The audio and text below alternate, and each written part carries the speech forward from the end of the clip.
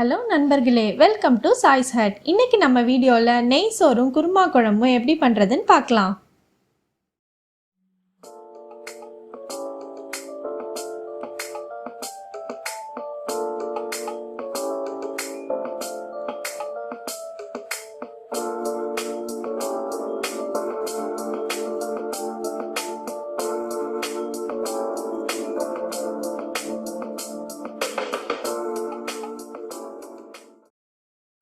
இந்த டம்ளரால் 3 டம்ளர் அளவு பாஸ்மதி ரைஸ் எடுத்து களைஞ்சி வச்சுருக்கேன். அரிசி அளந்து எடுத்துக்கிட்டா அதே டம்ளரில் நான் 3/4 டம்ளர் அளவு தேங்காய் பால் எடுத்திருக்கேன். ஸோ இதையும் சேர்த்து 5 டம்ளர் அளவு தண்ணி ஊற்றி ஊற வைக்க போகிறோம். உங்கள் அரிசிக்கு ஏற்ற மாதிரி நீங்கள் தண்ணி கலந்துக்கலாம். இது ஒரு 25 நிமிஷம் ஊறட்டும். இப்போது கிராம்பு, சோம்பு, பட்டை இது மூணுத்தையும் சேர்த்து இடித்து பவுடர் ஆக்கி வச்சுக்கலாம். இப்போது அடுப்பில் பேன் வச்சு 2 டேபிள் ஸ்பூன் அளவு நெய்யும் 2 ஸ்பூன் அளவு எண்ணெயும் ஊற்றிருக்கேன். இது நல்லா ஹீட் ஆகட்டும். இப்போது எண்ணெய் ஹீட் ஆகிடுச்சு. இதில் பிரிஞ்சி இலை போட்டுக்கலாம். அதுக்கப்புறம் பட்டை, சோம்பு, கிராம்பு மூணுத்தையும் இடித்த பவுடர் இருக்குது, அதையும் போட்டுடலாம். நல்லா பொரியட்டும். இப்போது நீல வாக்கில் கட் பண்ணி வச்ச வெங்காயத்தை சேர்த்துடலாம். சேர்த்து நல்லா வதக்கிக்கோங்க. வெங்காயம் நல்லா வதங்கிருச்சு. இப்போ இதில் இஞ்சி பூண்டு பேஸ்ட்டு சேர்த்து நல்லா வதக்கிடலாம். இஞ்சி பூண்டு பேஸ்ட் பச்சை வாசனை போய் நல்லா வதங்கிருச்சு. இப்போ இதில் புதினா சேர்த்துடலாம். கொத்தமல்லியும் சேர்த்துக்கலாம். இப்போ இதை நல்லா வதக்கிடலாம். இப்போ இது நல்லா வதங்கிருச்சு. இப்போ ஊற வச்ச அரிசியில் மசாலா கலந்துடலாம். இதை நல்லா கலக்கி விட்டுக்கோங்க. தேவையான அளவு உப்பு சேர்த்துடலாம். இப்போ இதையும் நல்லா கிளறி விட்டுருங்க. இப்போ குக்கரை மூடி மீடியம் ஃப்ளேமில் வச்சிடலாம். இப்போ நல்லா ஸ்டீம் வந்துருச்சு. இதை ஓப்பன் பண்ணி நல்லா ஒரு தடவை கிளறி விட்டுக்கோங்க. கிளறிட்டு திரும்பவும் மூடி ஒரு விசில் வச்சிடலாம். ஒரு விசில் வந்தோடனே நான் ஆஃப் பண்ணிட்டேன். ஆஃப் பண்ணி 20 மினிட்ஸ் ஆயிடுச்சு. இப்போ திறந்து பார்த்துடலாம். இப்போ ரைஸ் சூப்பராக வெந்துருச்சு. உடையாம கீழே இருந்து அப்படியே கிளறி விடுங்க. இப்போ நெய் சோறு ரெடி ஆயிடுச்சு.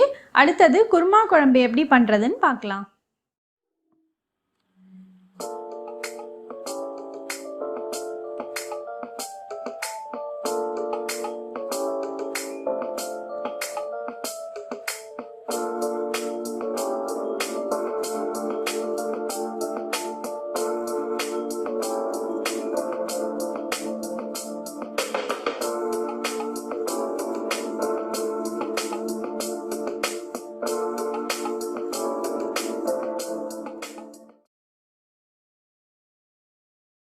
ரெண்டு டேபிள் ஸ்பூன் அளவு துவரம்பருப்பு எடுத்திருக்கேன்.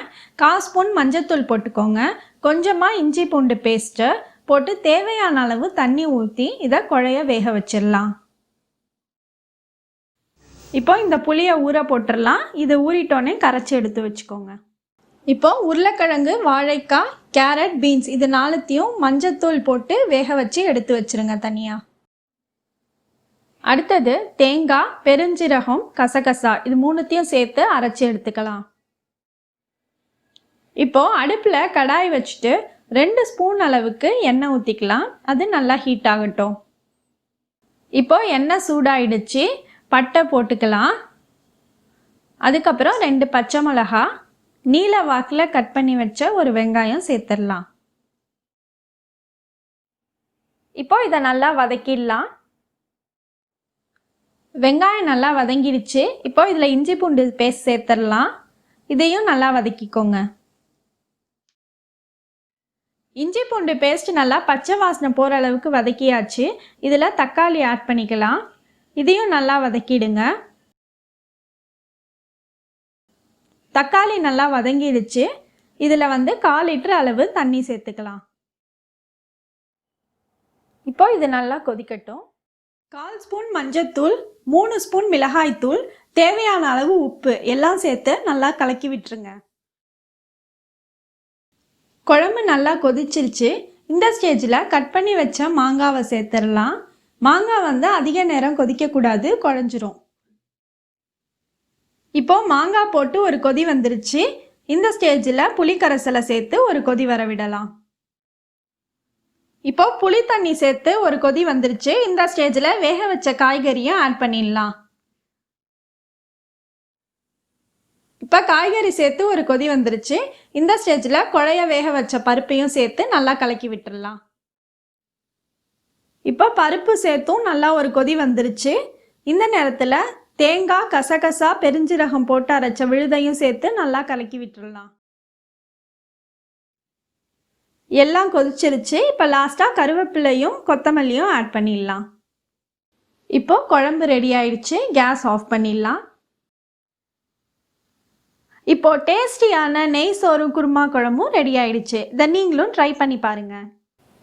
உங்களுக்கு இந்த வீடியோ பிடிச்சிருந்ததுன்னா லைக் பண்ணுங்கள், ஷேர் பண்ணுங்கள், உங்களோட ஃபீட்பேக்ஸை கமெண்ட்ஸில் போடுங்க. நம்ம சேனலை மறக்காமல் சப்ஸ்கிரைப் பண்ணி பக்கத்தில் இருக்கிற பெல் ஐக்கானையும் ப்ரெஸ் பண்ணுங்கள்.